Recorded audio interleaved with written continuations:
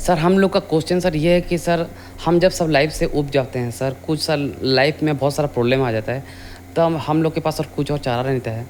तब खेलते खेलते स्क्रॉल करते स्वाइप करते करते मोटिवेशन वीडियो देखना शुरू कर लेते सर। तो 5 वीडियो 10 वीडियो देखना के बाद दिल में इतनी सारा जोश आ जाता है कि लगता है कि हाँ अब बहुत हो गया, कल से पढ़ाई शुरू करेंगे, दुनिया को दिखा देंगे कि हम भी पढ़ सकते हैं। और सर उसका अगले दिन से सर पढ़ाई शुरू भी कर लेते हैं सर, टाइम टेबल के हिसाब से पूरा सुबह से उठ के पढ़ना शुरू कर लेते हैं। लेकिन सर मतलब कुछ दिन पढ़ाई करते हैं, लेकिन 2 दिन के बाद सब फूस हो जाते हैं सर। और कुछ दिन के बाद जैसे पहले था वैसे बन जाता है, फिर वही पढ़ाई कुछ नहीं, फिर घूमना फिरना वही शुरू। तो सर चाहते हैं हम पढ़ाई करने के लिए, लेकिन पढ़ नहीं पाते, इंटरेस्ट नहीं आता है, क्यों सर? तो सर जो मोटिवेशन वीडियो देखते हैं उसका कुछ रोल नहीं है, कुछ काम का नहीं है। अच्छा चीज़ आपने बोला है, ये एक ऐसा क्वेश्चन है जो 10 में से 9 स्टूडेंट इससे जूझ रहे हैं, और वो अपने आप में इस तरह से उलझ चुके हैं कि वो चाह कर के भी ये इस उलझन से बाहर नहीं निकल पा रहे हैं। तो इसके बारे में हम चर्चा करते हैं। देखो, प्रॉब्लम तुम्हारा मोटिवेशन में नहीं है, ना तुम्हारा जोश में है। मोटिवेशन उसकी जगह ठीक है, वैसे तुम्हारा जोश भी ठीक है, ये दोनों में प्रॉब्लम नहीं है। प्रॉब्लम है तो तुम्हारा अंडरस्टैंडिंग में, तुम किस चीज़ को किस तरह से लेते हो वो मैटर करता है। देखो, लब से हम कभी डिस्ट्रैक्ट नहीं होते, सुबह से लेकर रात तक उसी के बारे में सोचते हैं। वो चीज़ करने में हम कभी उबते नहीं। क्यों?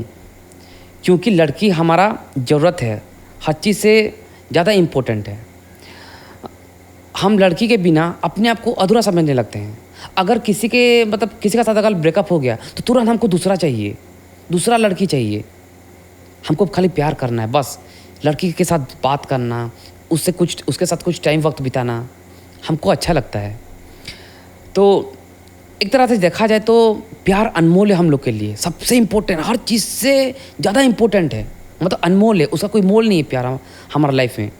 कोई टाइम पास है तो उसे तुरंत ध्यान हट जाता है, जिससे ध्यान हटा वो प्यार नहीं, वो टाइम पास होता है। पढ़ाई को लेकर भी सेम टू सेम यही चीज़ होता है।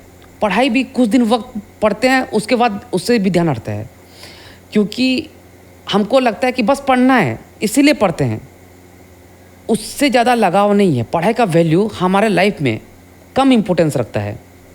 हम जानते हैं कि लाइफ में पढ़ाई का ज़रूरत है, जो जीवन में ज़रूरत है उसका वैल्यू को हमको बढ़ाना पड़ेगा। जब वैल्यू सबसे ऊपर रहेगा ना, तब कुछ टाइम के लिए ध्यान भटकेगा, लेकिन तुरंत वापस आ जाएगा और फिर फोकस हम लोग का स्ट्रांग हो जाएगा।